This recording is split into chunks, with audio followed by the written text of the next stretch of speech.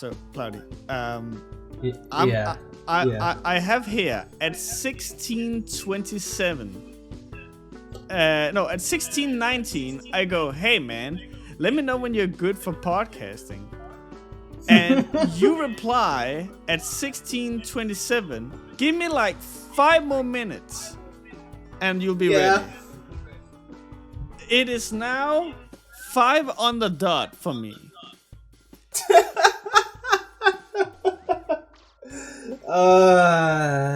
By the way, do you have like some kind of effect on your microphone again? No, I don't actually. Oh wait, no, hang on. I know what the hell what's up with that. I don't know what the hell is it with like This has been like a weird issue ever since I got my new microphone. It picks up the sound from my fucking headphones, so it sounds like there's an echo. I think your gain is too high. I like turned it down a lot. I even turned it down on like my OBS and not on my OBS, on my fucking I turned it down on my Audacity, and I turned it down on Discord, but I gotta turn it down a little more now. Can you understand me okay here?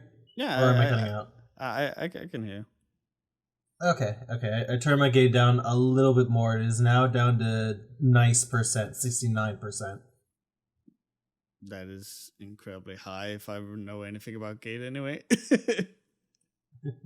Well, it's a 69% on like Discord. So I already turned it down on the mic itself too. Anyway, no, I think it literally is just me. Just because, like, again, as we've thoroughly established, technology hates me today. Yeah, because it is not great. Now my Discord game's set to 100%. Okay, so to be fair, when I meant that I get ready, it's usually just because I need to just turn on my computer, be on Discord, and all that shit. And to be fair, I was on Discord and I was about to hit play until I found out, the site where I'm using the link to host the VTuber model is down at the moment. So then we had to scramble to try to find the spear gif, because in our hubris it's been destroyed. It's been it's been tossed. Deleted. I thought I had it. Apparently I don't have the gif anymore. I have the fucking random clip in MP4 format. And when I tried converting it to GIF, Photoshop crashed. And I'm like, fuck my life. Not Photoshop, the After Effects. And the funny thing about it is that it's something where just send it to me. I'll just mute it, and there we go. I'll just mute it and loop it, and it won't be a fucking problem. No. Here's this image of me with my glowy eyes. All right, fine, I'll use that. Here's this one with me without the glowy eyes. I'm like, it's not. It's a single episode of an audio podcast, Cloudy. The thing is, I sent them all one after another, and I find out that Discord lagged all of them by staggering it by no more than 30 to 45 seconds between each message. So it made it look like I was just doing that, but it was supposed to be bum bum bum, because that's how I normally do my messages. It's just one after the other. But Discord just decided now to lag all my messages to stagger like this, and I'm like, okay. No, this is entirely my fault. I got my fucking ass Totsugeki from the other side of the stage. But here we are. Here we are. Finally, we got the... So, back in the day, we postponed the podcast with an hour because, I had work and stuff, and I think you also had work and stuff. So it was around this time is better for us. And so now where neither of us at work, I was like, okay, well now we can return to the normal hour, and then nothing happened, and now we ended up on the previous time, which is 5 of my time anyway. So I guess we made it, but not at the time that was thought up in my head, at least. I'll be honest. I had every opportunity to do tech support before this. I should have. I was just lured in by the allure of waffles. You know what? That is a massive allure, and I can 100% understand that. But yes, hi everybody. How have you been, Lassa? How, aside from my massive fuck up, how have you been? I've been good. So, I've been like kind of working to get into a gym, which it isn't like your normal gym. It is part of so like our city is pretty um like well known because like we have a very big athletic group. Like we have like a complete with a track and field track and like high jump. What do you call it? Where you have like a stick to just shove into the ground and then you like jump way up. Very high. Pole vaulting. Yeah, pole vaulting. Like we got all that shit. So so there's a gym attached to that, and my dad was like, "Hey, if you start here, I will pay half a year of your membership." I'm like, how the fuck can I decline that? Plus, it's where my dad runs. So I'm like, oh, then that way, if the mood ever fancies me, like if I ever want to, I can like go out and I can jog along with my dad. So that's gonna be sick. But the problem is that like they've been incredibly hard to get a hold of in terms of getting the key to the gym. So I went yesterday and I got the key, and I figured, all right, now I can go work out. And so I did. And the problem is that I went in there and like I very loosely remember like my old set from when I went to the gym kind of often. This time couldn't remember a whole lot. So I went in and I did 3 sets of times 12 of sit-ups and bicycle crunches. And then 3 sets times 12 of lat pull downs, and then 3 times 2 times 12 sets of bicep curls with weights. And I was like, well, this can't be all. Like I need like this isn't a workout. This is just like 3 exercises. And then like I have this app that I typically use for when I'm out jogging and stuff. And I noticed that this also has like a training program. So I went and I did that, and I just want to read up real quick about like the different things I had. I had to do 30 seconds of renegade row, 30 seconds of front squat to overhead press, 30 seconds of spider push-ups, 30 seconds of lateral lunges, 30 seconds of mountain climber, 30 seconds of front squat to overhead press, 30 seconds of push-up to side plank, 30 seconds of squat jump, and 30 seconds of split squat alternating jump.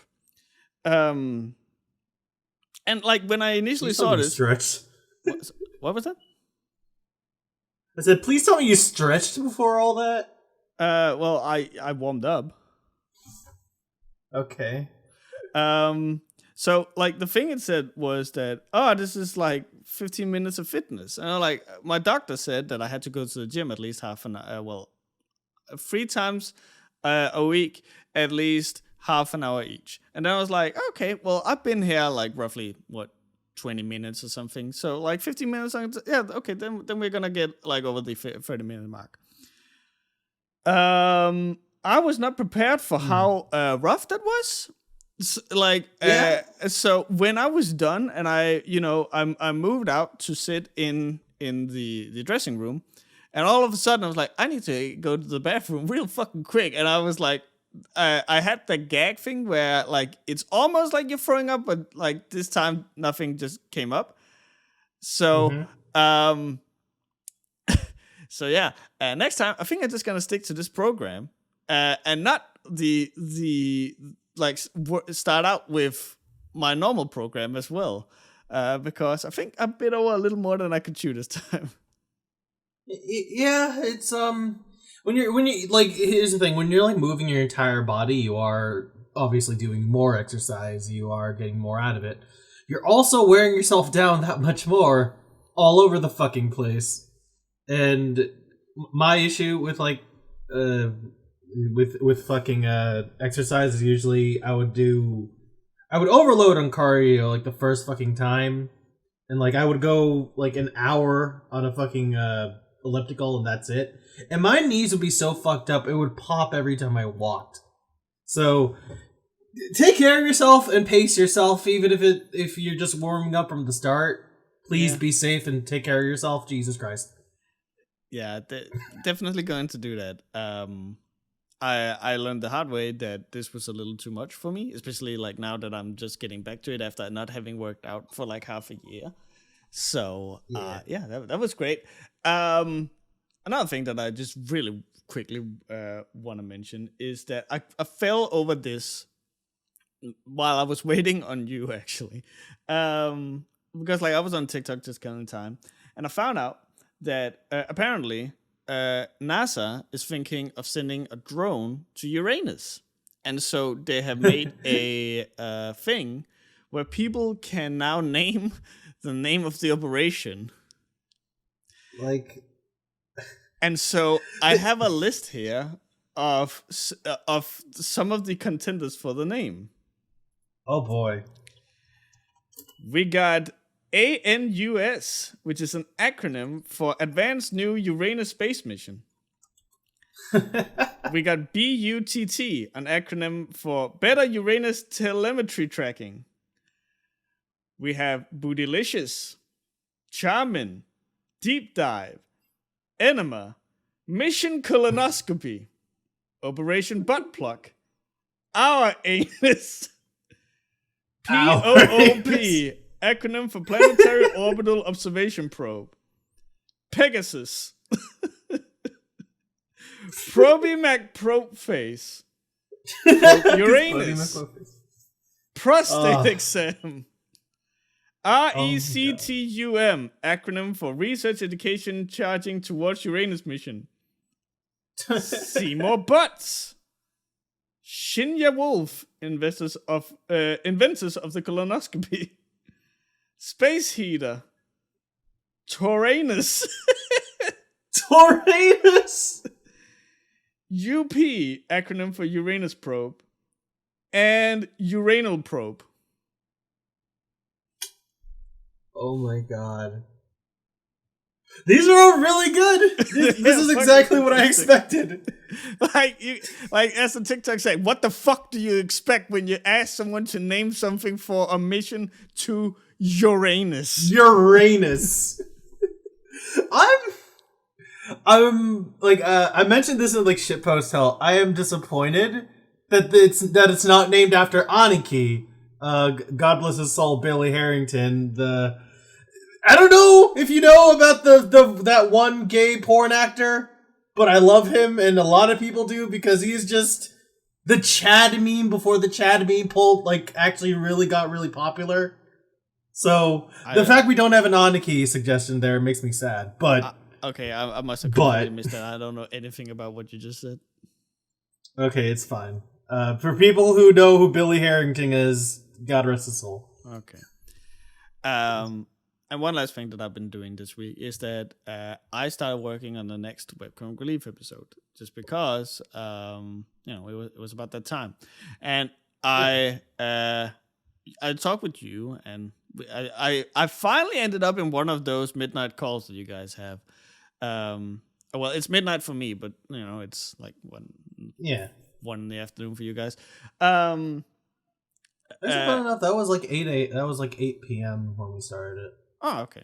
Well, anyway, I finally ended up in one of those calls, and I explained this story there. But I also wanted to get into this because I kind of wanted your take on this whole scenario. Because I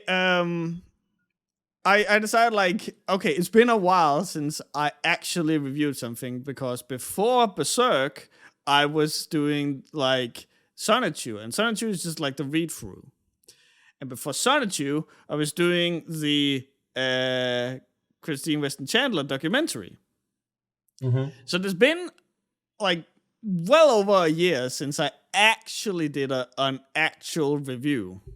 And so I figured I needed something that was pretty easy to get into. And so I figured, why not find something that is absolute trash? And Cloudy, where can you always find absolute trash? Webtoons, I believe.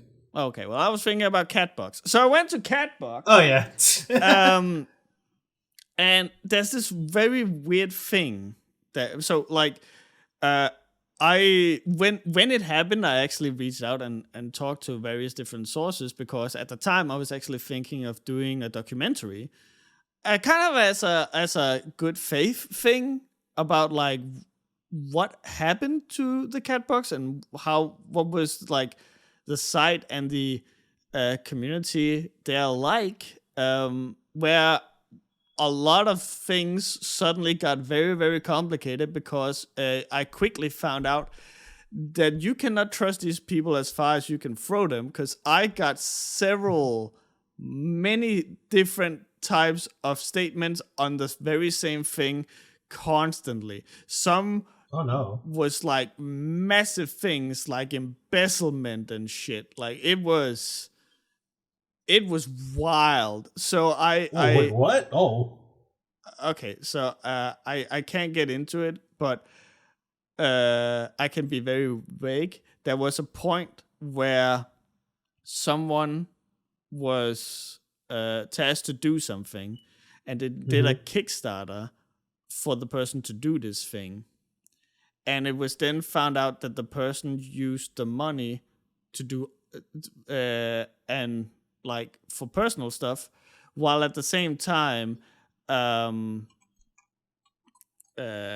didn't do the thing that they actually had to do. But there's more stuff in it, and I can't remember it because it is so long ago. But I think I found out at the end that there was not actually a crime committed. It was just like people being scummy. And you know, there was a lot of things. Anyway, the long story is that the Katbox went down, and when it went down, there was multiple people, like all these different creators suddenly had to find a different place to go. And so some people went to a new site which was called Studio Chimera, which was spearheaded by the people who made UberQuest. And then most of the other people went to a site called Kimono Cafe, which was already an established thing. I think that Caribbean Blue and stuff was hosted there.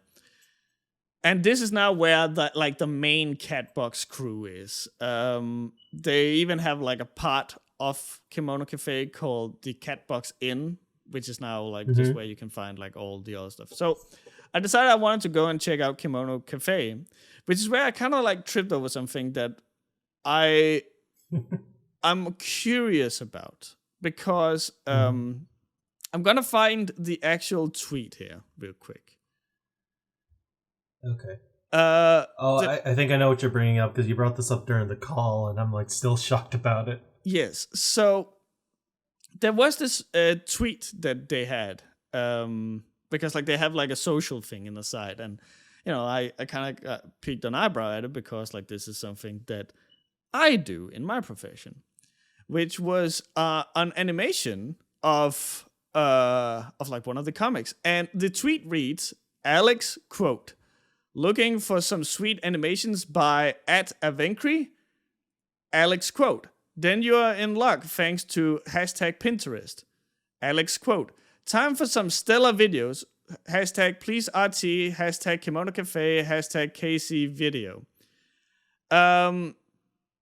And KC Video is obviously Kimono Cafe. Anyway, and so like the video I'm seeing is done using a template on a site called placeit.net. And placeit.net is an extension of Envato. And I know this because we used Envato at my old jobs, and I would oftentimes, like when I was knee deep in like a very, very big project and I couldn't help with like small videos and stuff, I would ask my colleagues to use this site because it's like so easy and so manageable. And if you do not have a subscription to Envato, you can use Placeit and you will get these different videos, but with like a watermark over it. And the video they put up is very like obvious that they're using one of these things, and it also has the watermark on it. But like, and this is where I'm like, am I just like, because obviously I have some history with Katbox, so I'm kind of primed to look for wrongdoings and stuff. But am I the only one who reads this tweet as if they're going, this was made by Avencry or whatever the fuck the name is, like completely by themselves? I always go in with like the attitude of benefit of the doubt, where like they just really don't know that they're using this and they're just completely hooked, that they're just so impressed with it that they like it, so they give all the credit to him or her. I don't actually know who they are, but it's like, I guess it's easy to assume it's a he because I don't know. But anyway, but yeah, no, it's like It's one of those things where you like see adverts of themselves on Twitter where it's like, hey, I'm available for freelance gigs for video edits. Come look at me. Here's my demo reel. And the demo reel is basically just an effects pack from like Placeit or something. And it's like, they're trying to be nice. I don't know how to feel.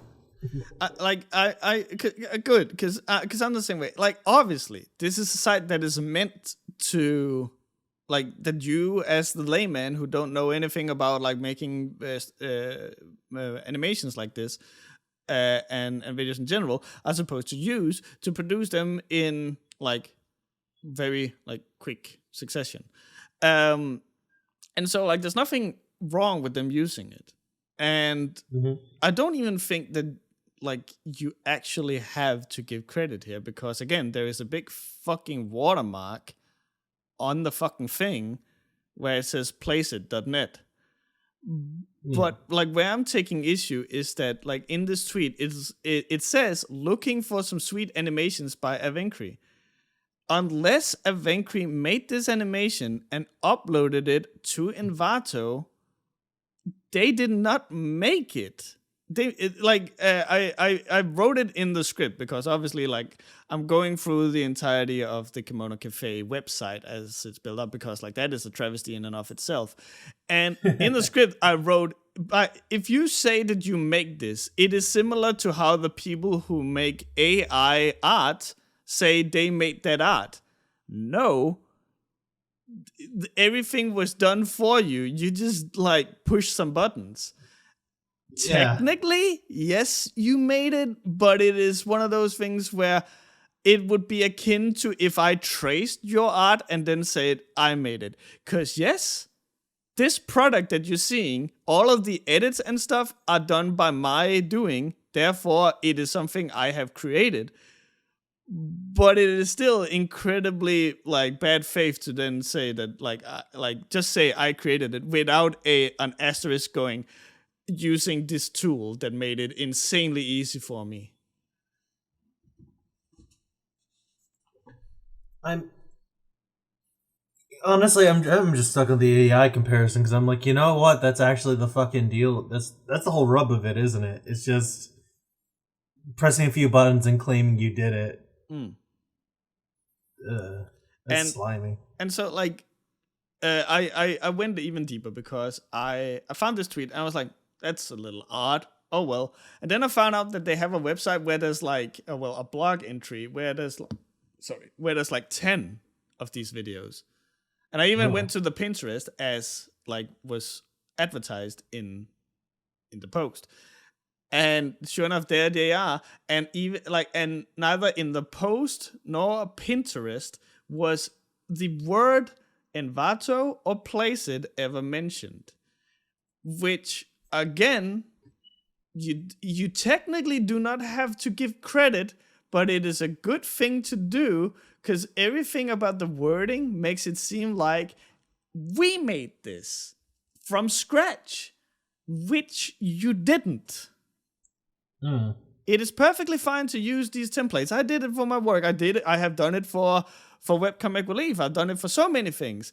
But like the difference is that I go in and I change stuff because I know how to do that.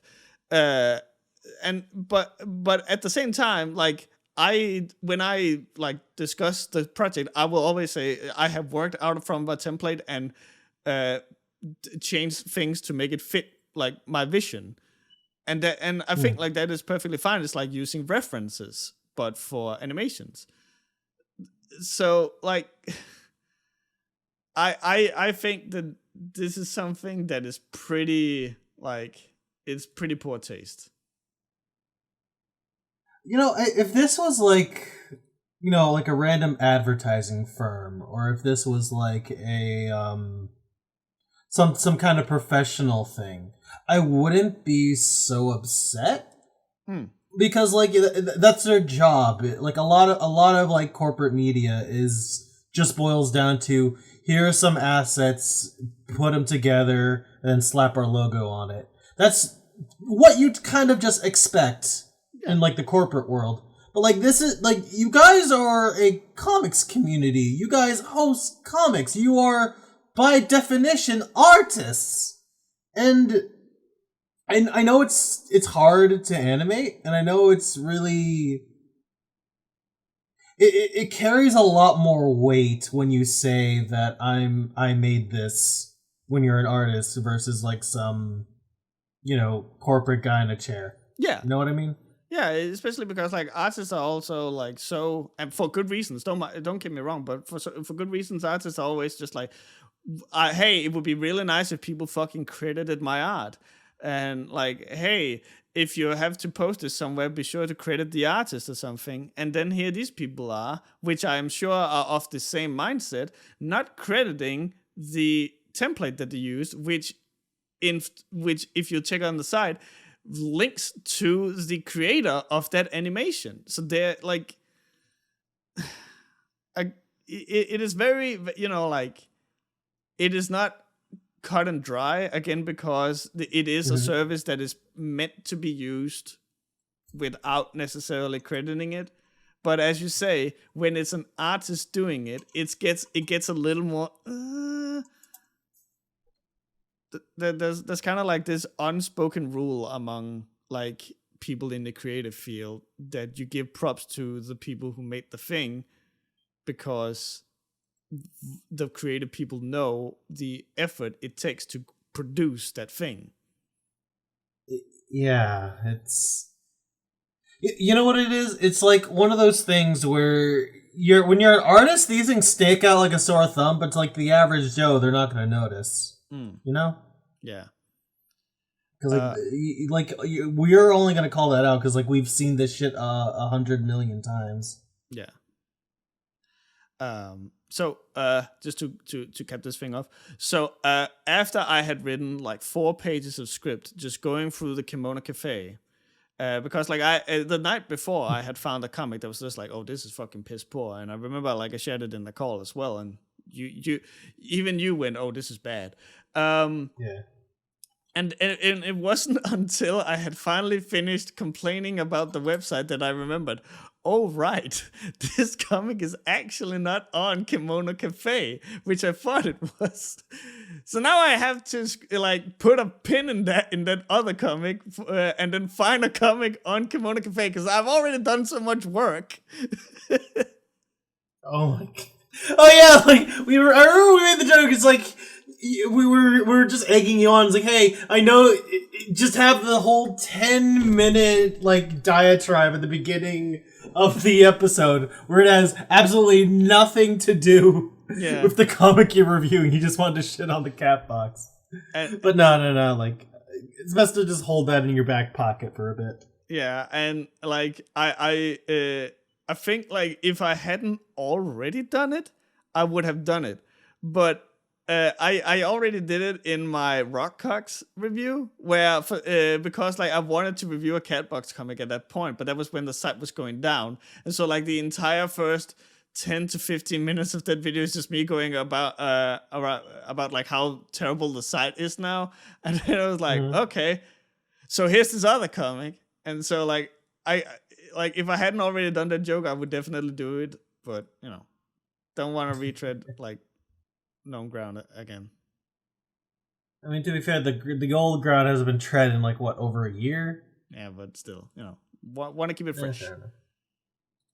Fair enough. So, how have you been doing, Cloudy? I'll be honest. Like, I have been unconscious for most of last week. I think I got down with some kind of cold because I woke up with like headaches and stuff. I'm okay now. Like I said, this morning I had I had waffles, and my roommate is a fucking saint because they took up the cooking because I normally do the cooking, and they were like, "Ah, shit, they make really fucking good burgers." I'm happy. Oh. But I wanted to mention something to you when you were talking about the Katbox thing, because I'll try to keep it brief. Because this reminded me of like a random scandal I just kind of headbutted myself into that's very similar to this. Quick context: not only am I a moderator in your server, I'm also a moderator on a MapleStory resource server where we just rip assets from the game and shit. Like, you think this guy's bad? Like, we just randomly found out that in a lot of the later updates to the game, they have a lot of these explosion effects. And we got a complaint that one of the assets we ripped was not high fidelity enough or hard to find. And we did some digging, and we found out that MapleStory just straight up ripped effects from RTFX Generator, which is the same effects thing that that's in the same vein as Place It. But it's this is the same thing TikTok users use for their filters and shit. Oh. So I'm looking at this and I'm like, oh my. What kind of conspiracy did you fall into? Yeah, I mean, here's a screenshot of the whole palette of this one map area where you can see how the terrain is supposed to look, and there's the explosions next to it, and I'm like, that's actually way more jarring. But yeah, no, I just wanted to point out that it's weird how this is becoming a lot more commonplace, because I'm like, if this guy from Katbox is doing it, this multi-million-dollar game company, I mean, technically they bought the license, so I guess they can. But it's also, Maple Feds are coming after Cloudy. Oh no, that one guy from AshleyMadison.com was really into feet. Is gonna come after me. God, there was this, I don't know if you remember the Ashley Madison scandal, but yeah, and one of the things I looked up personally was if there was anybody from MapleStory who worked on From Next Song there, and there were specifically 3 people there cheating on their wives, but one of them was specifically asking in Korean for feet, and I'm like, that's fucking degenerate and hilarious. Zero sympathy for anyone who got doxxed. Oh yeah, definitely. They deserved everything they got. Yeah, absolutely. Except for that guy. He deserves no feet. But yeah, no. Here's a sheet from from a map in one of the newer expansions of MapleStory where they reused terrain and then they used some RTFX explosions that we thought they sprited from themselves, and turns out no. Some guy made this a long ass time ago.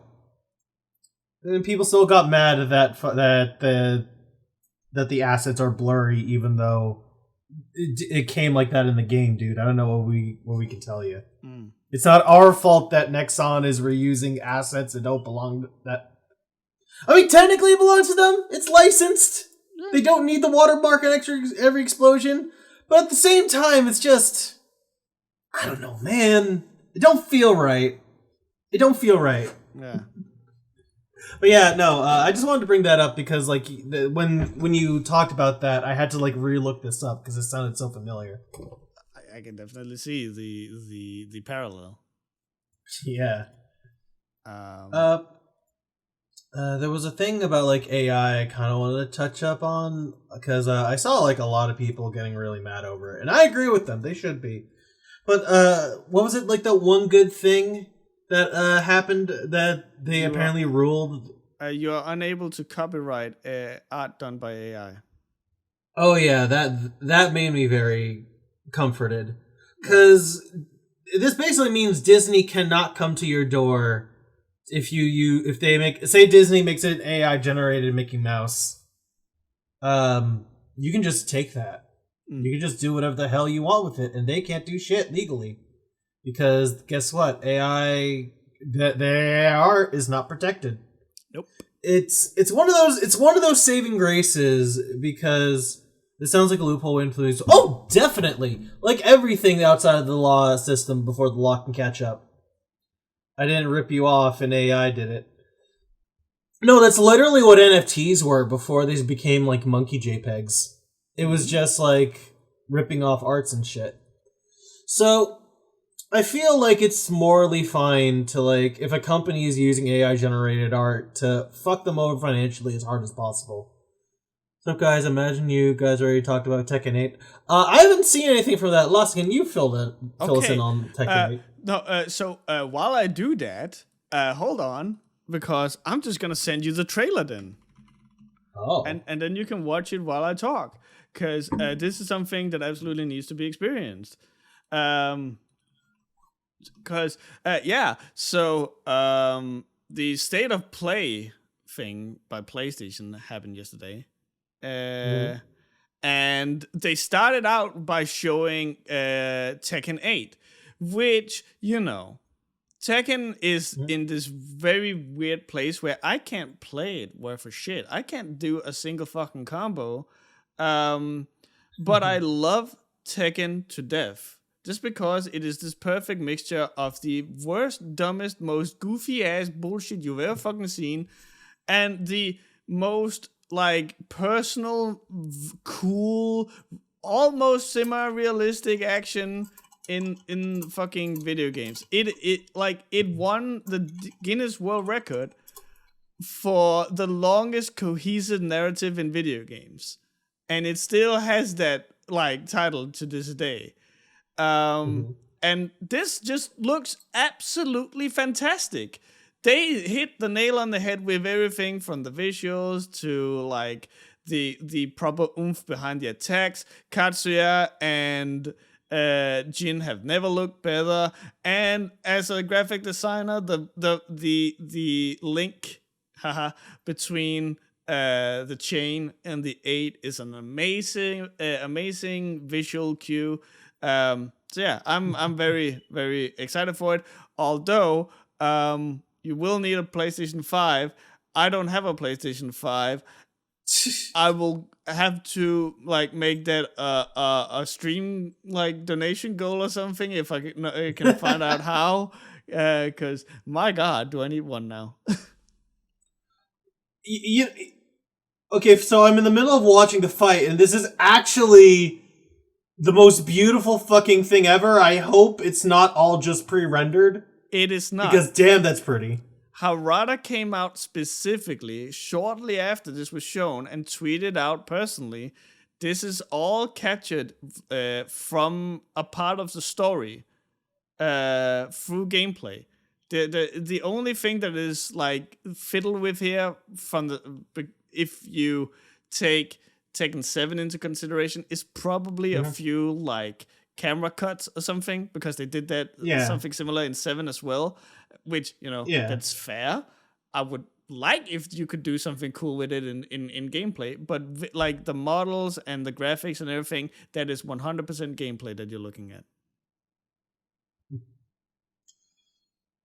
Damn.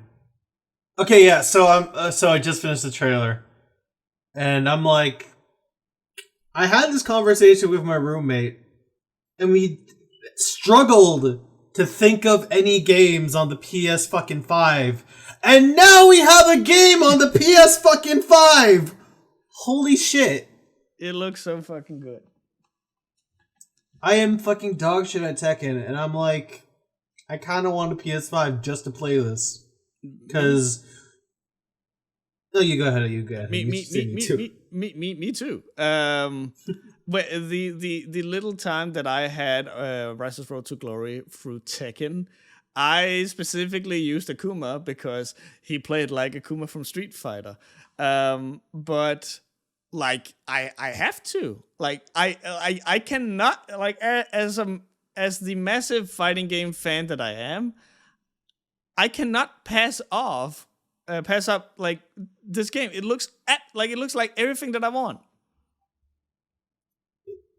it looks like we finally reached that level of like realistic graphics. And you know me, I'm a person who's always said graphics never mattered in a video game, but I'm like, this is the first time I've seen a video game not look like chunky or blurry or like obliterated with bloom effects. This looks fucking beautiful. Yeah. Like holy shit. Plus, like you can tell which are the pieces that are from gameplay, which pieces are not, and that's what made me like, holy shit. I feel like you could do some cool things because like there's a moment in that trailer where I think Jin does something, and Katsuya punishes it with like a flying kick or something, and when he does that, there's like this visual thing where you see like Jin fly backwards or something. I think that you could do something with that. Like every time that you land like a hard counter or something, you could engage like a camera thingy or something.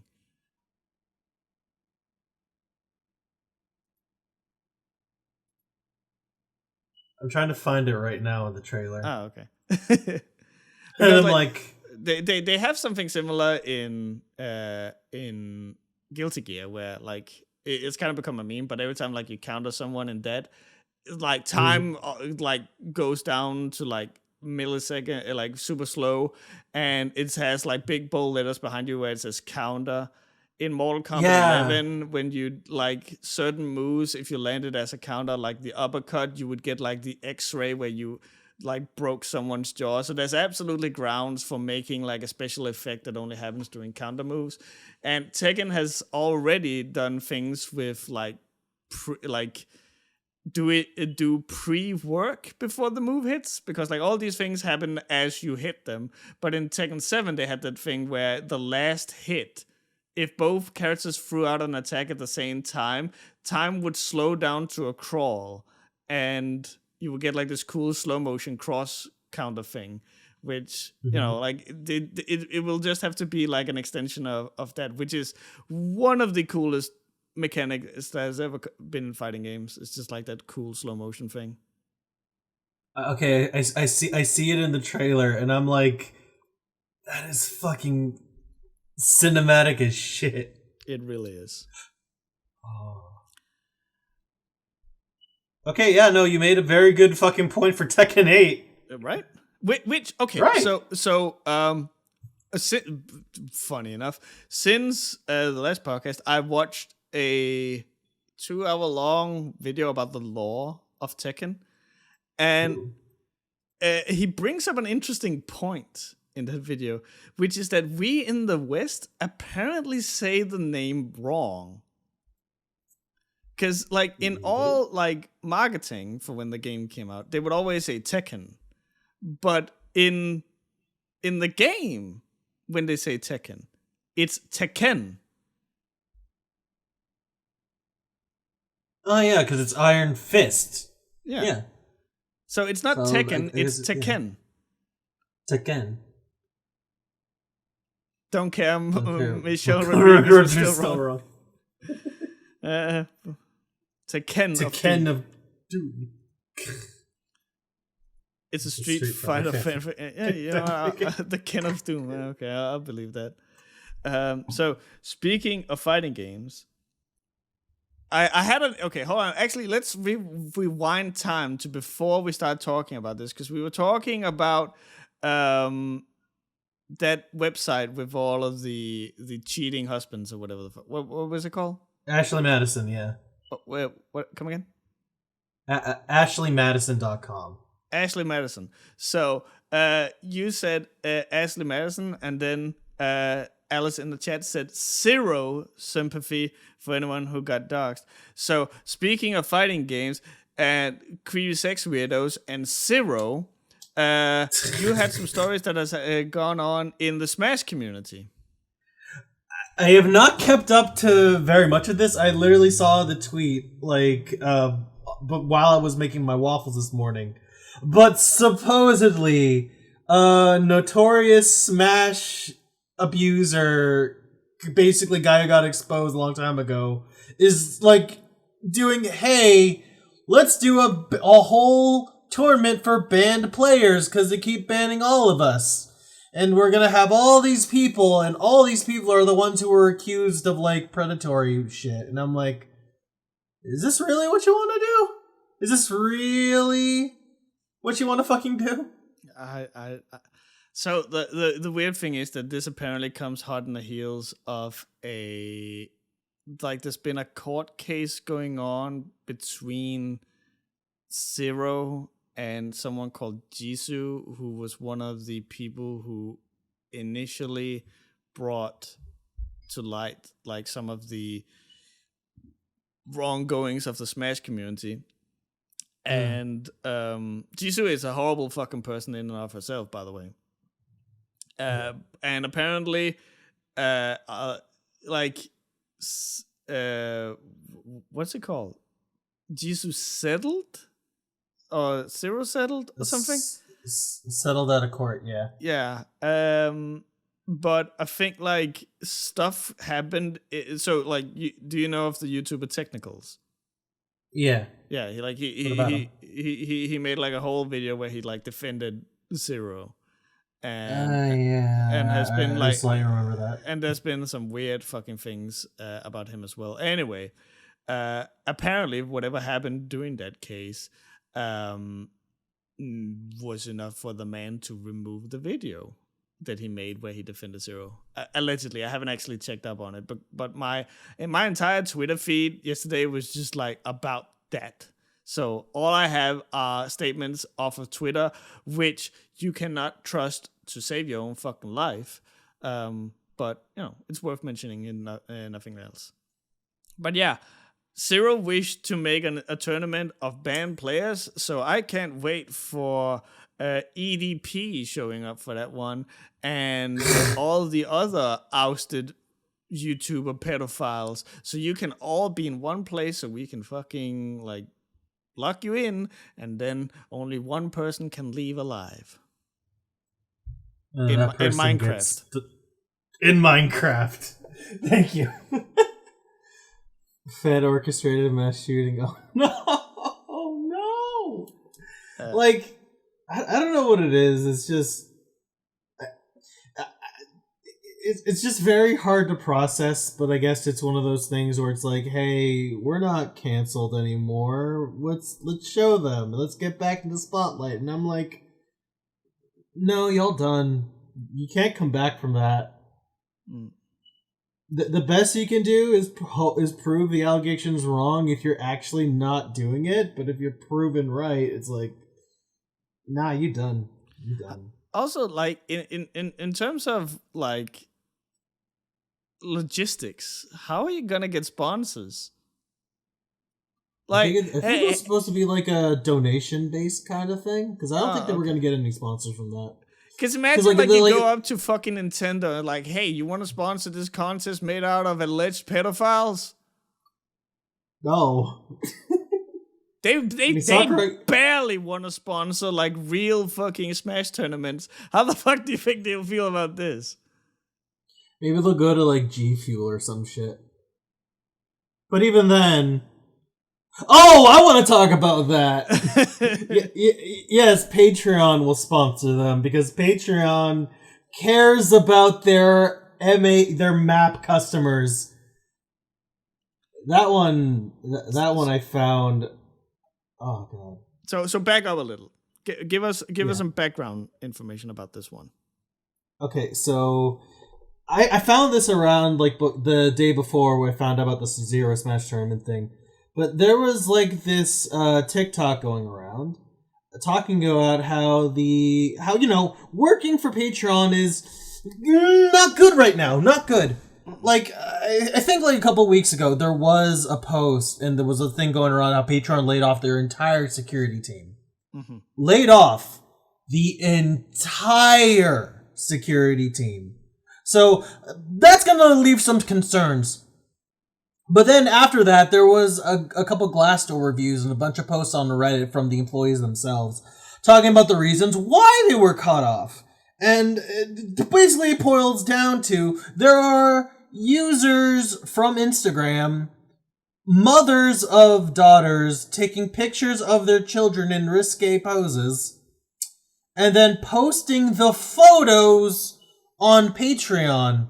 And whenever the security team got complaints to take down these accounts of photos of naked children, they told them no. They said, you have to ignore them because we are operating in the interests of our MAP customers. Our minor attracted person customers. Like, this gets me, like, aside from the fact that these are people just actually advocating pedophiles, this gets under my skin personally. Because I have a lot of friends in, like, who do, like, not safe for work art and shit, who basically rely on Patreon because like they live in countries where you can't get fucking money doing anything in art. And and they've gotten flack for drawing big women booba and had their accounts taken down. They've had their PayPals frozen for drawings. And here you are, fucking Patreon, protecting these pedos because they're getting money out of this? And that's not to say, and let's not talk about the fucking, like, Instagrams having these locked accounts of billions of fucking people following them either. It's just all sorts of nasty bullshit. Yeah. That's not defending someone with a weird leaning. That's actual exploitation of actual children. Yeah! If you saw us on V2's video on EDP or Patrick Stacey's vid on Tila Tequila, you know what I'm talking about. I don't know. So Skizit in the chat says, frankly, if EDP is any indication, the more psychotic trolls will hound them and do whatever they can to destroy their income flow, housing situation, and personal information. I'm of the opinion that if this person is as evidently a pedophile as EDP was, then go the fuck ahead. Fuck these people with a rake. Oh yeah, definitely. Like, I'm just stunned how this could be allowed. Yeah. How I see, like, I've seen people dunk on fucking anime guys for liking Big Booba and like people for attacking furries for drawings. It's all fucking drawings, but it's okay if it's a picture of a child. Like, there's no debating there. That's cheese pizza. Yeah, it's extra weird because, like, there's been so much stuff about, like, oh, hey, this drawn thing. No, you can't, you can't just draw this thing because it can be assumed that it is an underage kid, despite, like, the character has, like, titties the size of, like, fucking, like, air balloons and shit like that. But like, no, it might be a child. And I'm like, oh, okay. I mean, I would rather have you be hyper vigilant than not vigilant at all. And then we see this part where it's like, oh, you are not vigilant. You are actively endorsing actual fucking pedo shit. Yeah. You want to know what the excuse is that the company gave to the security team? It's that, oh, there's an 18 plus person running the account, so it's fine. Like, here's how fucked up that is. OnlyFans, the site that everyone loves to dunk on, they provide proof that everybody who appears on that OnlyFans is 18 plus. Yeah. Like, if you run with a lot of models, you have to do backflip over backflip to prove that every model you worked with is above board, is 18 plus, all that shit. Good. But Patreon, you can post photos of your kids and say, oh, I'm the mom. And you don't have to provide any fucking proof. Like, it's almost like child porn distribution is not a term these people have heard before. Like, imagine if the Rurouni Kenshin guy, known child porn trafficker, by the way, came out and was like, no, it's fine because I'm over 18. Like, it just gets under my goddamn skin when this shit just goes off. Like, Yeah, no, so it's like everyone says, Zero's hosting a tournament. It's gonna get fucking sponsored by Patreon, and there's gonna be a live performance by Marilyn Manson. I don't know about that last one. Somebody fill me in. I know that there was like some stuff about like people said that Marilyn Manson had made advances on an underage fan or something, but I can't comment on it. All I can say is that I didn't really hear anything about it, so I reserve my judgment on it. Isn't Marilyn Manson the guy who had the fucking hair and started the cult and did mushrooms and a bunch of serial murders? The exposure I've had to Marilyn Manson is incredibly little. The most I know about Marilyn Manson is that he was in the Bowling for Columbine video where he went, "Hey, maybe we should have listened to the kids rather than to like music." Yeah. Hold on. That's Charles Manson. Okay. I don't know my name. The problem, Riser, comes from the fact that what EDP did is absolutely disgusting, but how he got caught won't get him in jail. Look at some ordinary gamers videos on EDP's return and the concept of entrapment. So people will resort to vigilant justice. Yeah, and like there are absolutely a comment to be made about like vigilante justice and stuff like that. But again, I think that there are special rules when you are so undeniably a pedophile. Oh yeah. You're talking to the person who fully believes that if you have ever in any point of your life like molested a kid, you do not deserve jail time. You deserve to be thrown into a volcano. Like, don't waste any like money or space in a prison for these people. If you are 100% confirmed a pedophile, death. Death. You know what's my favorite vigilante justice is when the pedo goes into prison and the inmates find out they're a pedophile. Yeah, that's my favorite thing.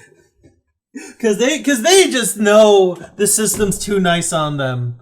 Cause if you murder like a bunch of guys, yeah, sure, they're big guys. But if you like abuse a child, the entire prison just gets in line to kick your ass.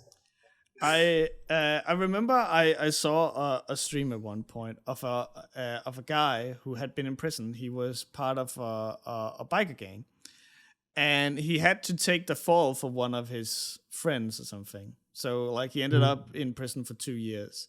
And so like he was just on stream, and you could like ask him about all sorts of stuff about like life in prison and like life as a biker and all these things.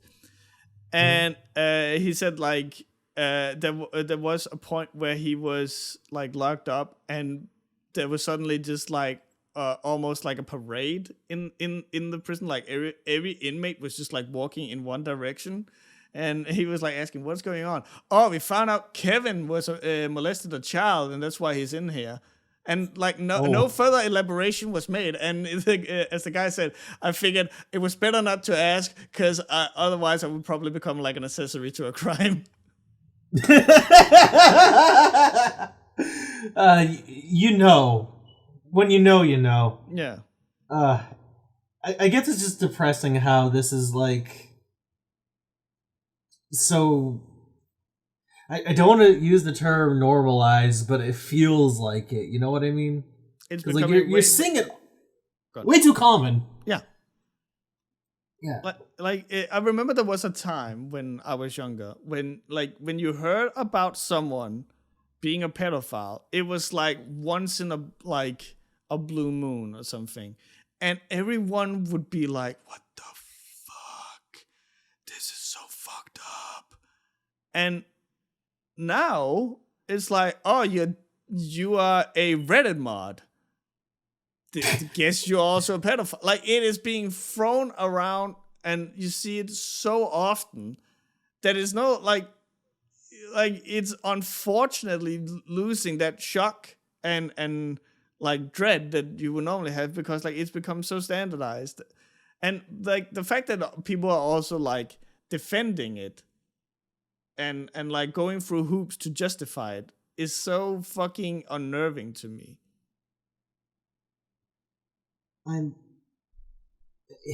This definitely has to do with like people getting the wrong people getting in weird little positions of power, even if it's something as small as a Smash community, and letting that go to their fucking heads. Or like Prince It's like Prince. True. Tell me about that. I think I mentioned it before in a previous podcast. I think it was Andrew. I can't recall. There's like I don't follow the ongoings of the English royal family, other than by the way, Queen Elizabeth died. But what the fuck? Hold on, now my Google fucking thing. Shut the fuck up.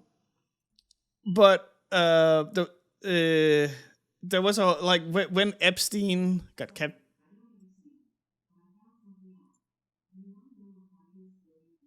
Hold on. Are they still talking?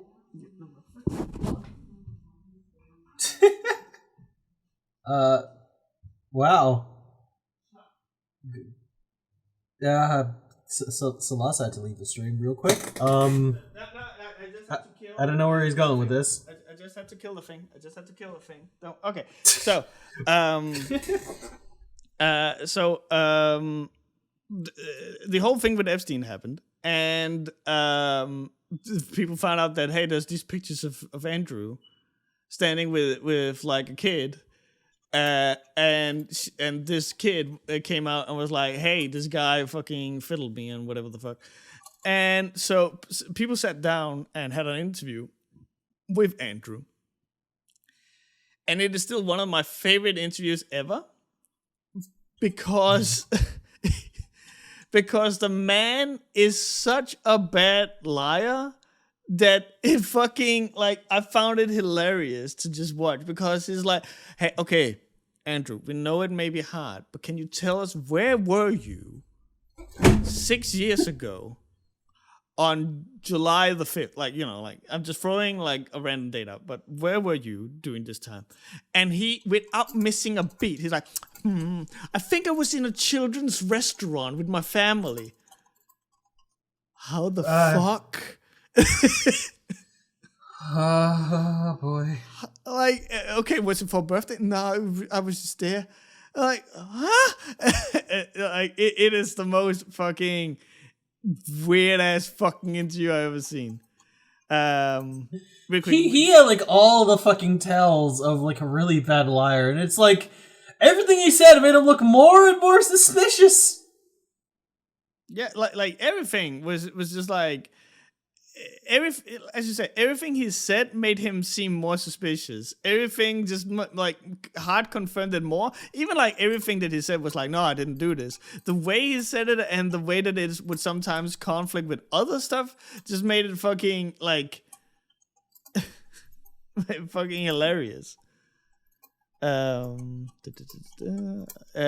don't know the full truth, but England has this notoriously violent criminal in forever prison, Charles Bronson. The story goes, at some point, the prison in prison he realized he'd be in for life, so started viciously murdering the shit out of child molesters in prison. Nice. Good. Cancel culture scares me. How do you draw the line between accusing an innocent person of being a pedo to actually being a creep online? Remember what happened to Call Me Carson and Slasso, and what almost happened to Power Cynical? I think that whole fucking like okay, so like I follow a lot of these commentary YouTubers, and every fucking time something happens, they always gotta bring up this Lasso guy, and it's like, we fucking get it. He's a man who got wrongfully accused about and he effectively got canceled for it. But it's every fucking time. It's like, we fucking know, bro. Like we know you don't have to do this every fucking time. But I will say, like, about like that whole like cancel culture thing. I think that we are being too lenient on people who who lie to get people canceled. Like, like the people who I don't know why, but I saw like a thing about Pro Jared the other day. It was because June the King made a documentary about Pro Jared, and that whole thing like happened, and while like there's definitely something to be said about like Pro Jared and him like exchanging nudes with his own fans, because like there is that power dynamic, but the like it is almost 100% provable that the people who accused him, like who said, "Oh, I was underage and he was okay with this," like it is almost 100% provable that these people were lying, and it like something should be done to them. Something like we're being way too like, oh, okay, that story didn't have any meat on its bones, time to move on. No, not like if someone levies like allegations like that, we need to look at the people who levied those allegations in the first place, knowing full well that they were untrue, instead of just like, oh, okay, let's just move on. I think like that is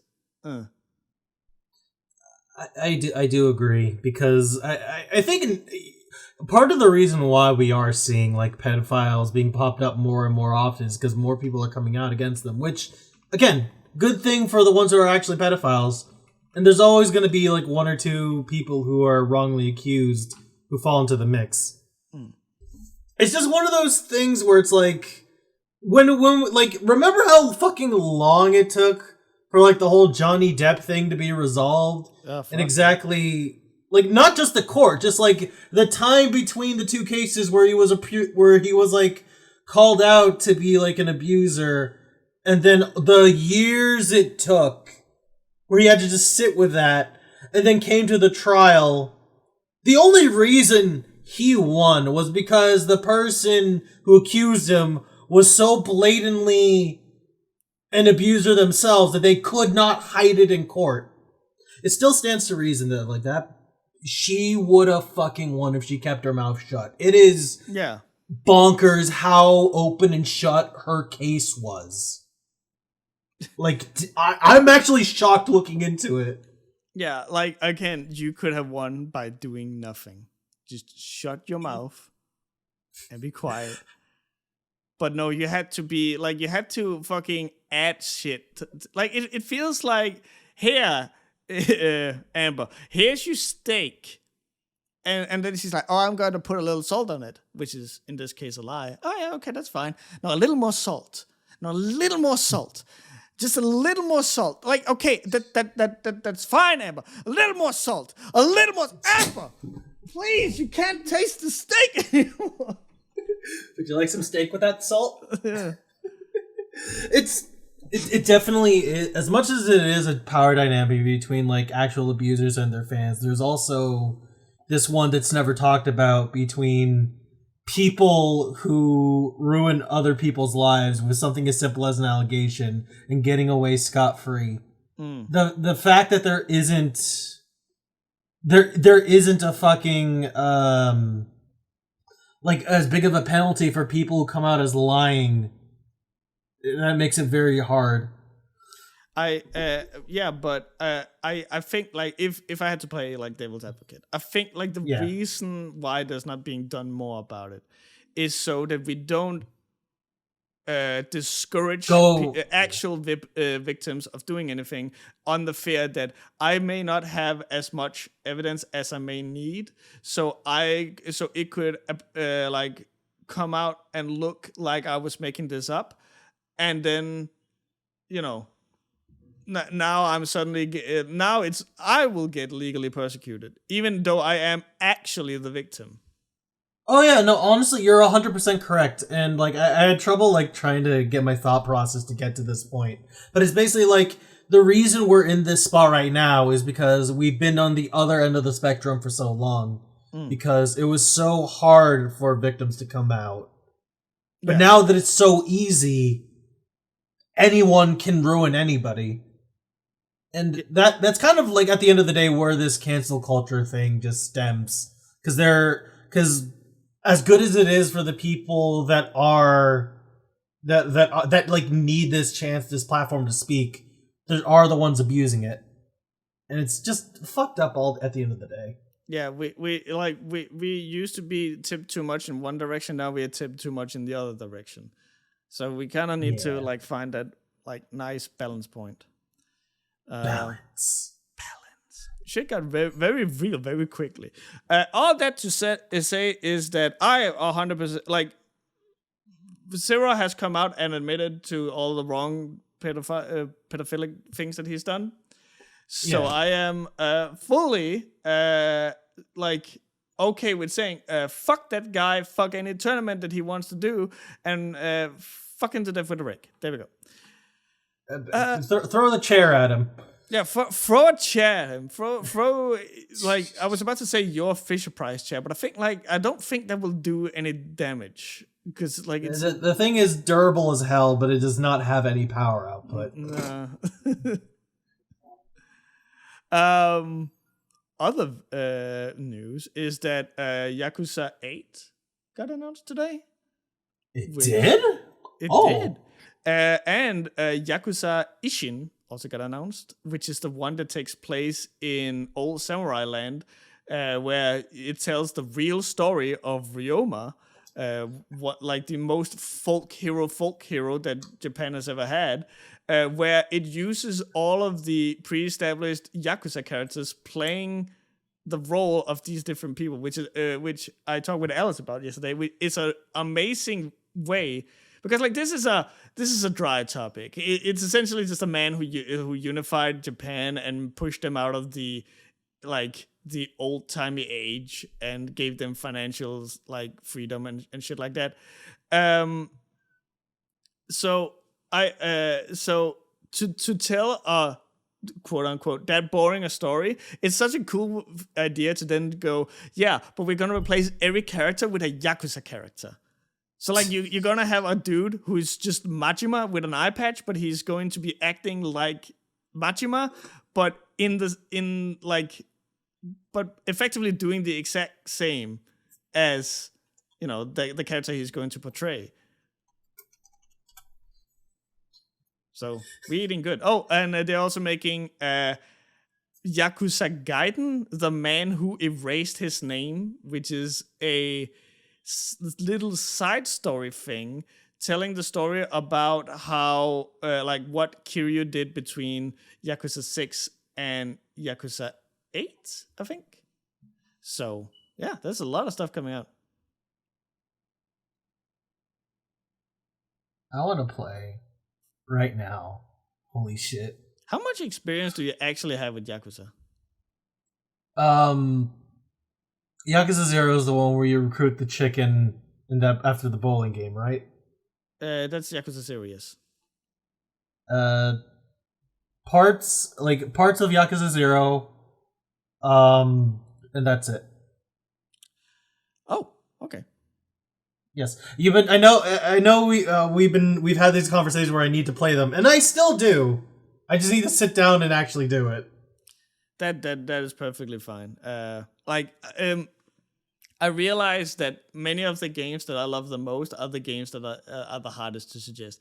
Hey, why don't you fucking play Metal Gear, which is like an endeavor and a half? Hey, why don't you play Yakuza, which is an endeavor and a half? Hey, why don't you play fucking Final Fantasy? I am playing Final Fantasy 14. I do need to I need to resub though. But like a lot of it is just like needing to like find the time to just sit down and just like fully engross myself in the story.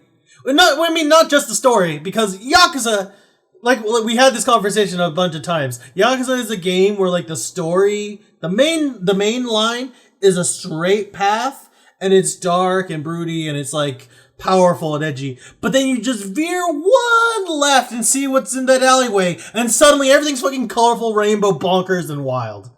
And I want to immerse myself in all of this shit. but I need that time to just sit down and go.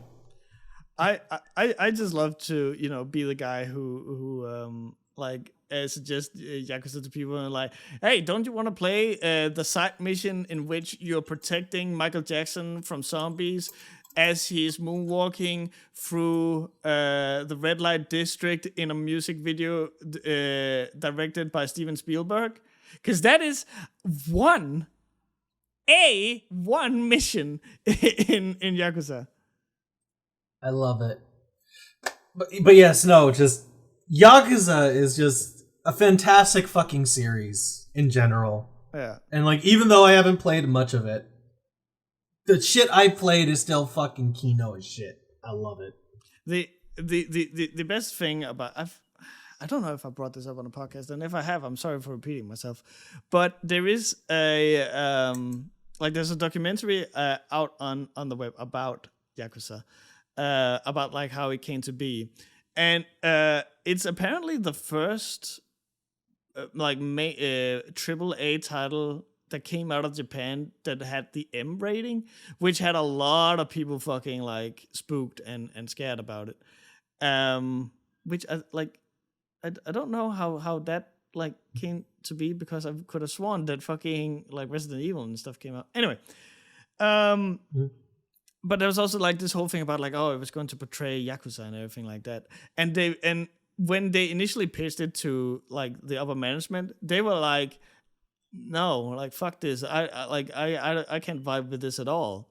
And so Nagoshi, which was the head of it, who was at the time most well known for doing Super Monkey Ball, went and was like, okay, we're going to gather information about how the red light district nightlife is like. And so he just took the entire team, which was kind of genius, because it was a new team. So this was both a way to gather inspiration and insight into the nightlife, and to make them get to know each other and everything. And so they just went on a fucking drunken bender out in the red light district, and then build it all up as a financial expense.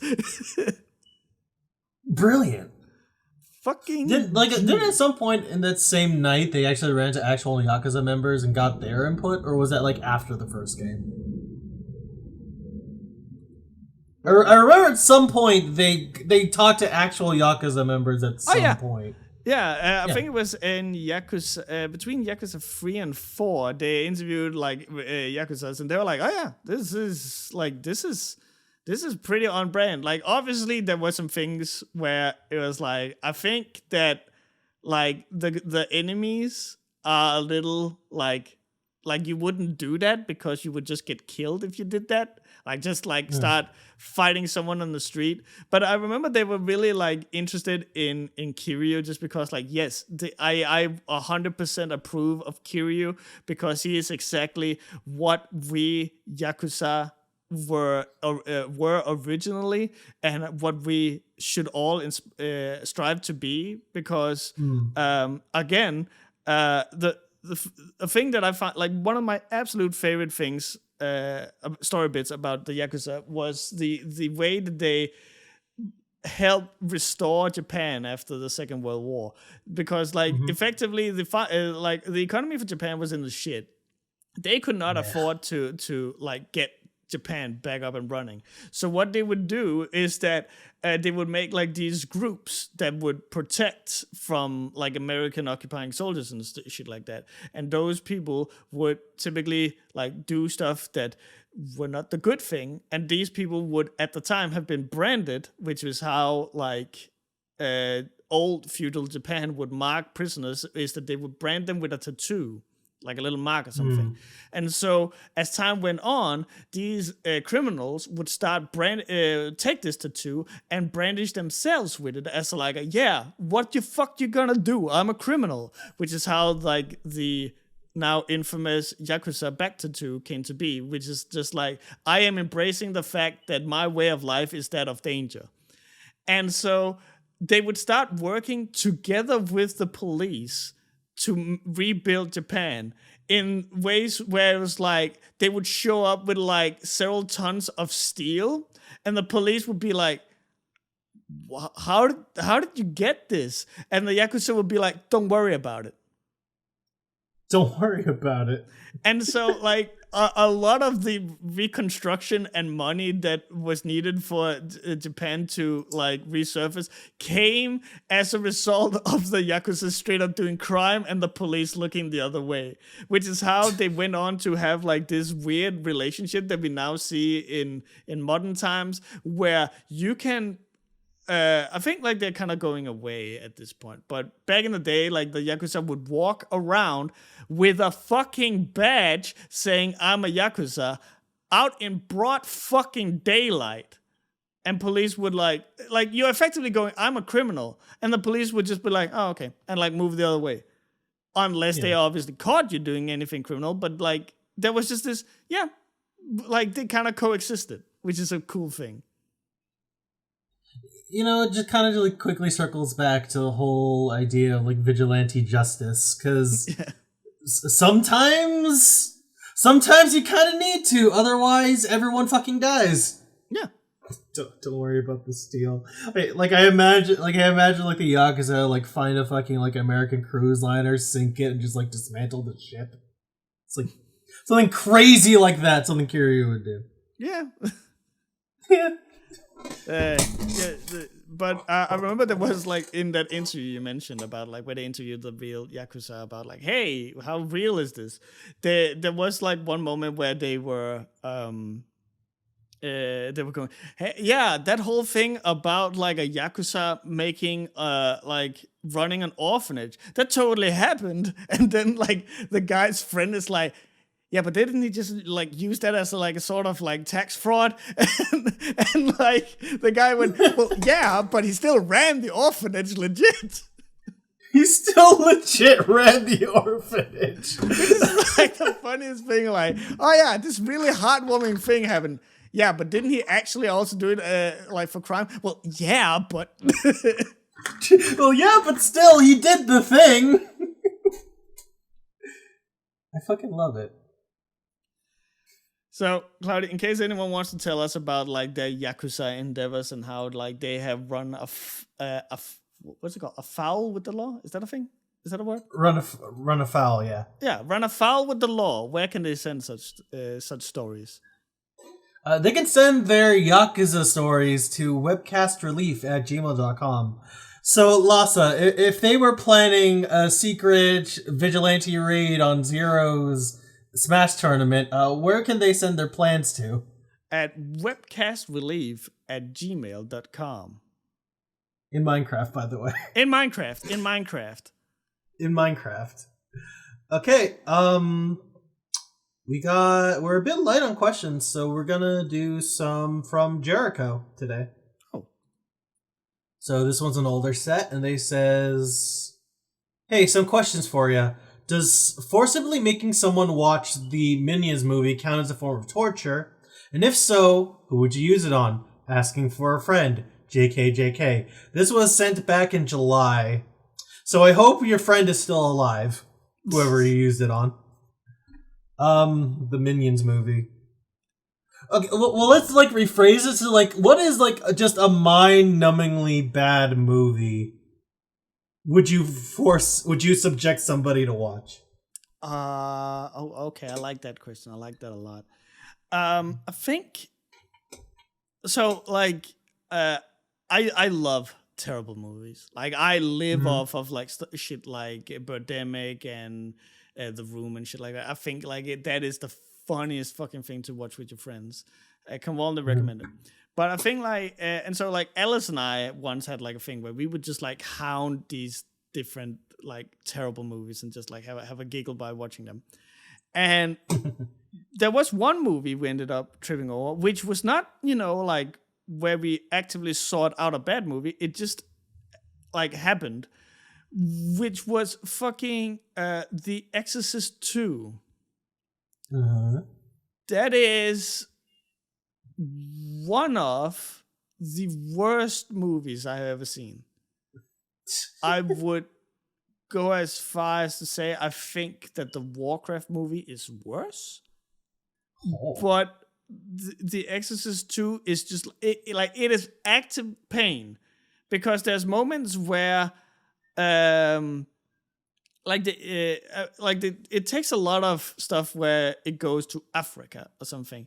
And I don't know if it's African music or something, but there is like this one thing where you will just every now and again hear like a really loud lady voice going, hey, and like it will come in at random fucking points. And it is such a fucking ear-searing, annoying sound in an already dreadfully boring boring movie with like nothing really happening, and there's like these dream sequences where the voice the actor who played Darth Vader has a tomato in his mouth and he spits it out.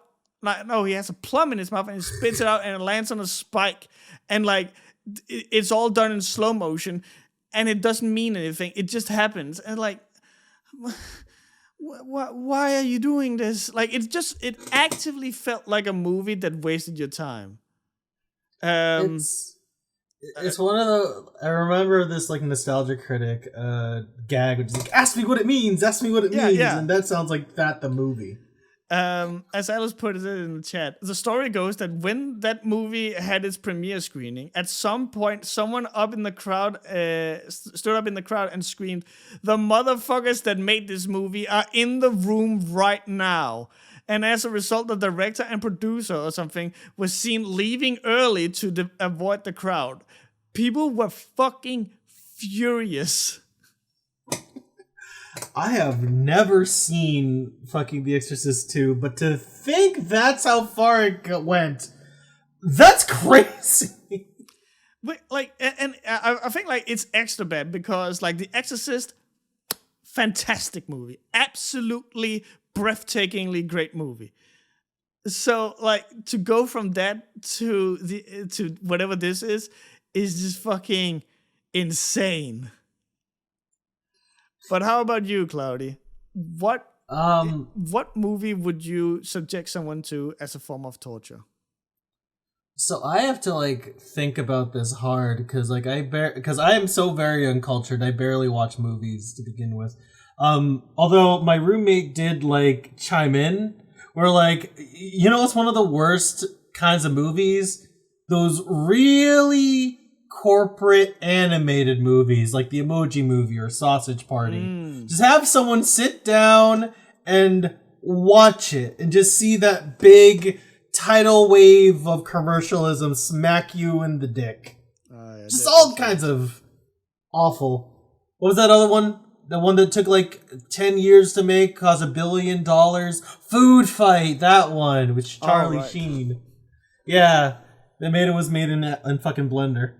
Not even Blender, fucking, I don't know. So this is a weird song. How do you want to have a sex food? Oh yeah, no, yeah. All the fucking innuendos in that movie.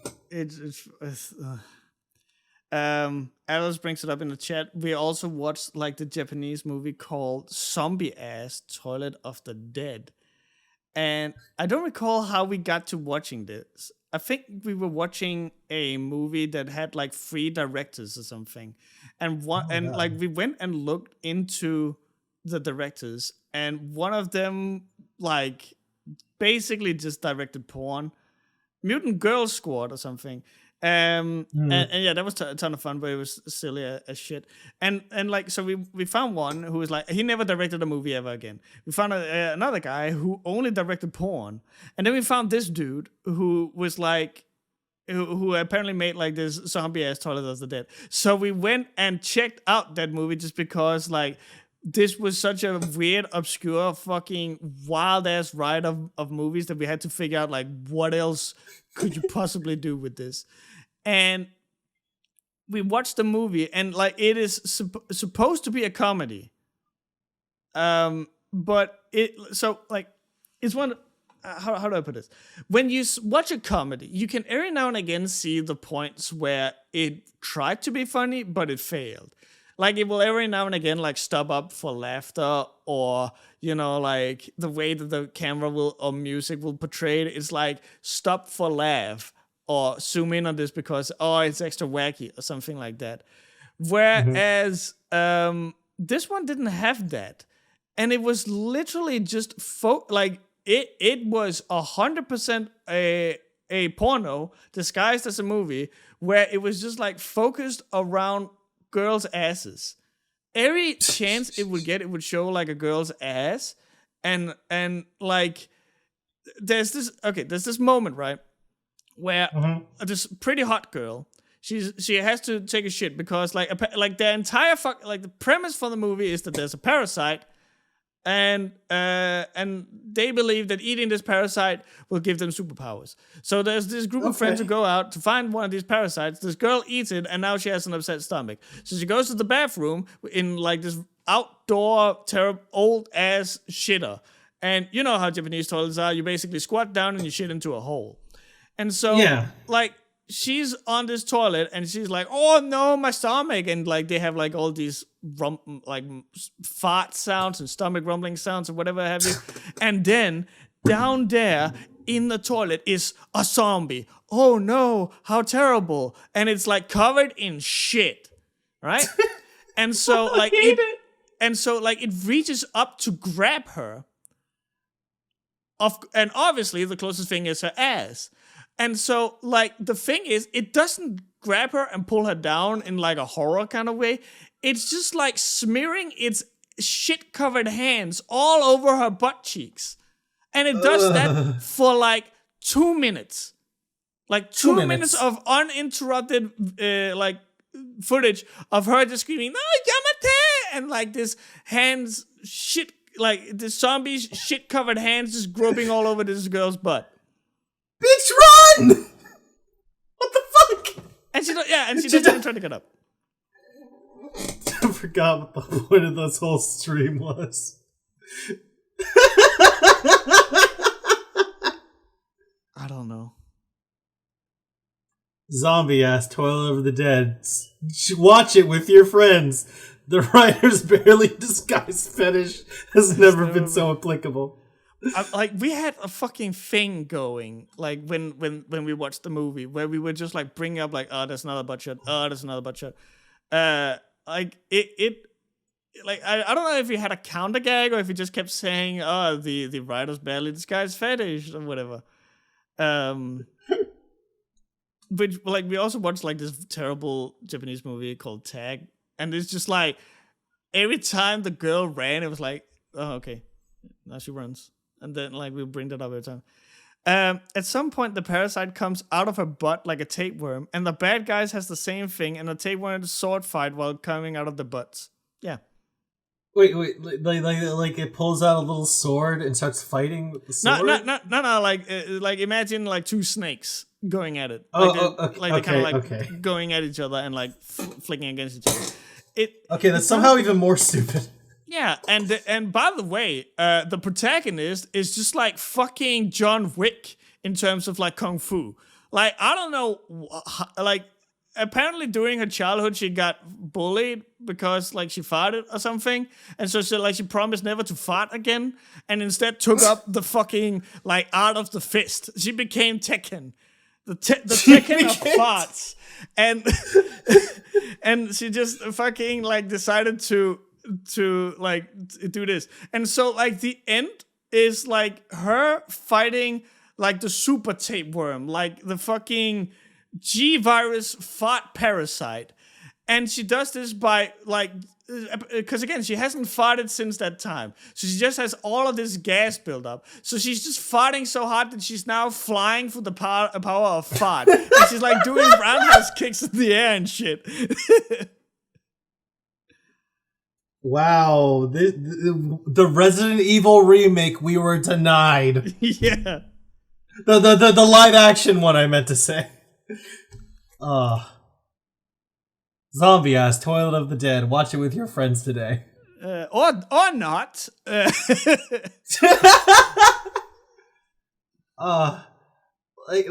was trying to I barely remember when I was in like my first stint in college. I used to do like every Friday bad animated movie night, and I was trying to remember the one movie that made me fall asleep, and I can't. But I was just so enraptured by the synopsis of this plot. I'm just Well, maybe amazing. I don't know. I'm not a scat guy, but neither am fucking I. Again, we watched it because like the other movie was so fucking stupid. Because like again, as it says in the chat, Mutant Girl Squad was better though. Girl had a chainsaw coming out of her ass, fighting someone with katanas for nibbles. And no, we're not making that fucking thing up. Is that not just Chainsaw Man? Kind of. All right, fine. Well, I guess I'll watch Mutant Girl Squad then. Oh my god! And again, like being reminded of Mutant Girl Squad after watching that, Toilet of the Dead is like, wow, okay, yeah, the whole chainsaw, the butt thing can probably only have come from that one director. Like, again, barely disguised fetish at its worst. I mean, like, props to the guy. He knows what he likes, and he went for it. Yep. I have to wonder how these things get to be made. Like, where do they find actresses to go along with it? Where do you get fucking like finance for? Like I imagine you have a board meeting or something, right? Mm-hmm. And you're fucking like you have to talk with the investors and give them like a synopsis of the like they have to read the fucking script, right? Right. And surely someone was gonna go, oh yeah, okay, I'll throw money into this. But why? But why? Okay. So underpaid gravure models. Okay, fine, fair. To be fair, would you not save your chains? Wait, where would you save your chainsaw if not up your ass? Huh. In my heart. In my heart. Oh. I guess my biggest question about these kinds of movies is like, how do you get it distributed? Because so you have to print the DVD for the DVD to be made. Can you fucking imagine like coming home from work? Like, hey honey, how was work? Today I had to print out these DVDs of like this movie where like girls fight with like farts. And she just looks at you as like, honey, I want a divorce. Yeah. Okay. and he's just like, yeah, I would too. Fair. I would too. You got a lot of mileage out of that question. Holy shit. Yeah. Well, actually, the one I was going to pick, I'm going to like save for later because it's got like a lot of questions to go on. I should have picked that one first. Oh, okay. I'm gonna pick one from Caesar. I think this one's about vexillology from Caesar. Cloudy, as a fellow masshole, you know our flag is boring as shit. It's just a state seal, which is pretty offensive to Native Americans, is getting redesigned, plastered on a white field. Riser, the flag of Denmark is just another Nordic cross flag, with some appealing colors, I'll admit. Who do you think has the worst flag? So, Caesar, as someone who's like, history is never boring, someone clearly forgot to read the history. Oh, shit, I'm about to lay the smack down. Because you say that Denmark is just another cross, which, you know, is wrong. We had the first one. Denmark is known for being the country with the first flag ever. Damn. Wait, what? Oh well. What? Let me go. I know we were the first flag, but I don't know like ever or something like Denmark first flag. Let me just like proofread this.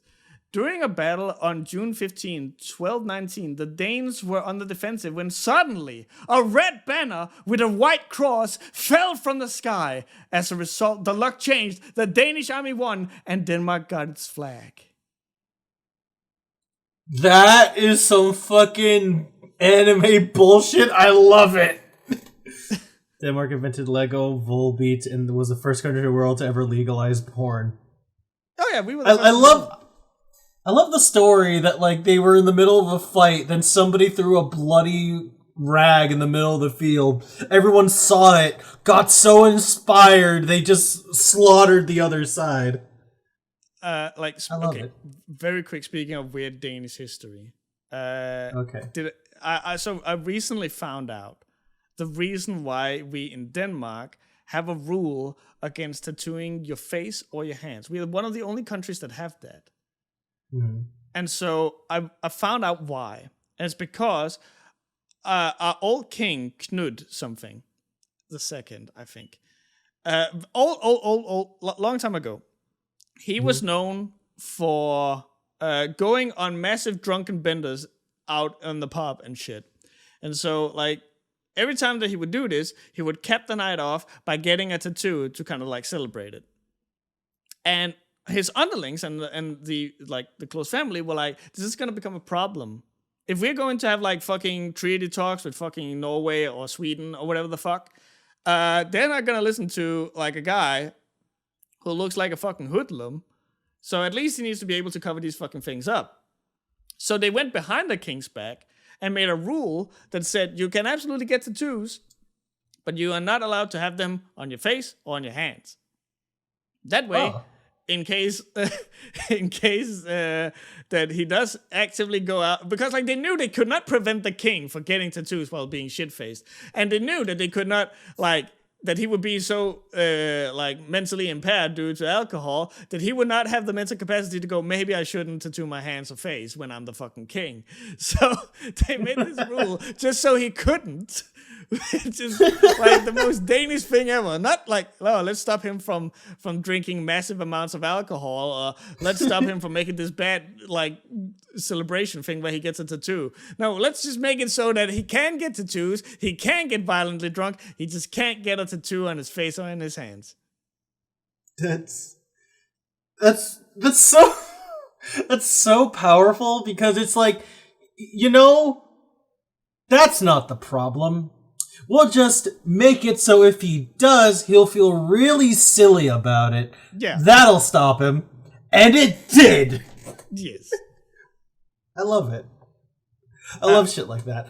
I have nothing to say about the Massachusetts flag, but I'm just like, Danish wins by default because that's fucking amazing. Well, let me look. Massachusetts flag. Oh, that's pretty nice. Yeah, I guess like the thing is, it's just hard to like notice from when you're like driving a car. And you see this little speck of white and like the little blue and yellow signals. You think it's like a cloud from far away. Then you're trying to read the details, and then it's like, what the fuck? And then your car is in the middle of the flagpole. Yeah, I don't know. Like I don't know about the logic of having like words written on your flag. Especially in fucking Latin? Enes petit placidam svib liberate quietem. My Latin is rusty as shit, so yeah, I'm gonna. Through the sword we seek peace. And then you have like, oh, okay, because like there's a sword over the shield that just has, okay, like now that I'm looking, hold on, let me actually bring up a bit of a picture so the stream can watch this with us, because like, oh fuck. Okay. Because and actually I found a diagram of it. Like, hang on. Like words and shit. Hold on, where the fuck? Design philosophy. Oh, there you go. Oh wait, no. I think this is somebody complaining about the flag. This is okay. But okay, so I'm just gonna describe it. We gotta remember that we are an audio podcast. So on the, like, you have a shield, and on the shield you have a Native American with a bow, and in the top corner you have a star. And over the shield you have a sword, like a hand with a sword, like an arm holding a sword, with like what looks like a rope, like cutting off the arm, and then like you have a ribbon underneath the shield with like this quote, through the sword we seek peace. I feel like the Native American is just like it's an afterthought that got put in there like at the last second, because like through the sword we gave peace or whatever. Like, but then why is he holding a bow? Like, because they're fighting against us. Oh. It basically means slaughter the natives and take their land. Ah, great! Yeah. Fucking wonderful. You know, if it didn't have the Native American there, I would have thought that's really fucking cool. Because it makes it sound like fighters. But then it's like, oh no, we're just colonization. Oh. So yeah, Denmark wins by default because it doesn't have that context. No, we do.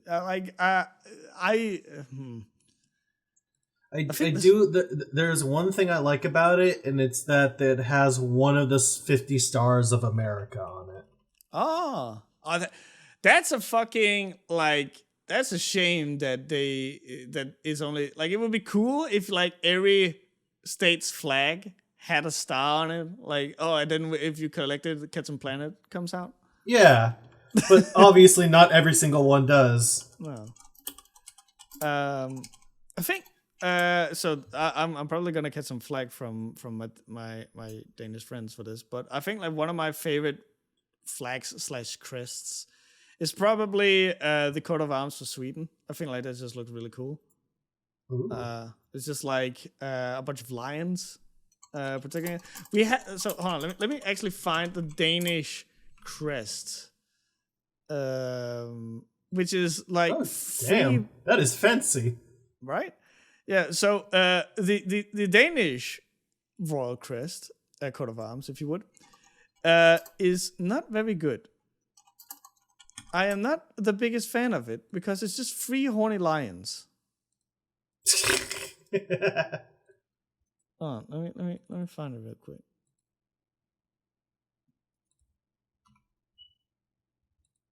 There we go. So it's for some reason it's 3 blue lions, one of which I can assume is a cub with 9 hearts on it. So it just looks like it's just it's fucking Ahegao lions or some shit. It's fucking they're really fucking happy. Yeah. Oh my god. No, fucking Caesar mentioned in chat they can see the peens. I cannot, but I'm gonna hide the image just in case I have overlooked something. No, because you see how there's little tufts of fur on that one really thick leg. One of them, it's in a very unfortunate place. Oh yeah, okay, I see ya. Also, I don't know why blue. Okay, I in terms of color psychology, I know it the blue is royal, but a whole thing is white and red. I don't know. I people were so every time that I play a video game with someone where you can create your own character or something, my color scheme is typically white, red, or black, and people always I'm kind of wondering if people are having this idea that I'm just super patriotic because it is the Danish colors. Luckily I haven't heard from it yet. While we're sharing coats of arms, I have nothing much to say, but There's a Toledo coat of arms for the Toledo province in Spain, because that's my last name. My family kind of took it as theirs, and I just thought it was really cool looking. It's just some birds. Oh, let me look it up real quick. Oh, that's nice. Yeah, I have no much to say except look at my birds. Okay. Okay, so it's nice, but it looks like it belongs to a terrorist group in a video game.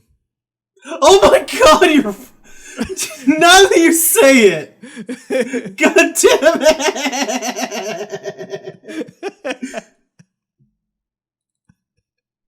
Oh shit, Toledo, my favorite VTM clan was Malkavian. Damn. And just so people can see what I'm talking about. I guess this means I've been your heel this entire time. You remind me of the fucking I forget what the main villain is called in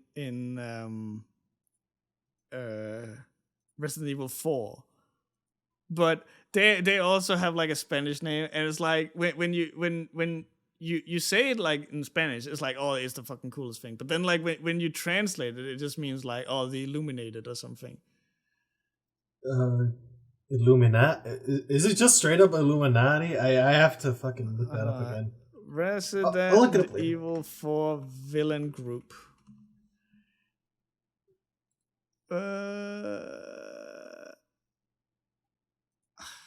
Ganado? Oh. Los Iluminados. Los Iluminados. Okay. Like when you say that, oh, that sounds cool. And then you hear it in English. The Illuminated. And I'm like, Yeah. Yeah, honestly, everything sounds sexier in Spanish. It really fucking does. Like El sujedor pequeño. El sujedor pequeño. El sujedor. Sujedor. Okay. The G pulls double time because it sounds like an H. Okay. I remember when I had to do that bit for the video. I was like, I had not had the ability to talk with neither you or Angel, so it's just like, we're trying, and then like I just hear afterwards, oh, you butchered the fuck out of it. Yeah, but it was funny though. And I love it. I think like that adds to the comedy of it. That reminds me, real quick before we end today's podcast. We're moving the podcast, not live, but when we upload it in terms of videos, because I am thinking of making a third channel where we put all of the stuff that doesn't really belong to the Webcomic Relief brand. I say brand, but I don't really have a brand. But when I say Webcomic Relief, I'm thinking of like obviously the Webcomic Relief episodes, Show and Tell, Let Me School Ya, and all those things. And then this other channel will be for the podcast. It will be for Designer Reacts. It will be for like vlogs or whatever if I decide to make those. Just like anything that is not like a produced video for the channel, it will go there. So if anyone has any suggestions to what to call it, I would gladly hear it. I'm trying to move away from anything that is webcomic or Riser, because again, Riser belongs to the Webcomic Relief. So I was thinking of something like Les's Playground or something, but if you guys have any suggestions, I would love to hear it, because the channel is gonna happen no matter what. I just need a fancy name for it.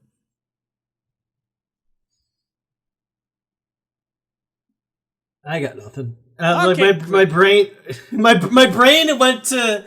I was thinking like something like the Skybox, because the sky's the limit on what you can post here. But then my brain immediately autocorrected to what's in the Katbox, and I'm like, no. No. The Katbox. Man, I forgot. Well, to be fair, Let Me School Ya is one of his best informative videos. It's just we've been working on the golden age for 8 goddamn months. And I also like need a special topic that I know stuff about to be able to make a Let Me School Ya. And a lot of it came as a result of me studying. And so like whenever I got introduced to something that I was like, oh, I didn't know about this. I think like people could learn from this. Then I would make a video about it. But I'm not studying anymore, so like the amount of new information I get is rather limited. School is about love. I will school you about love once I know what it is. School is about where babies come from. What the fuck? No. Good night, everybody! Good night, everybody!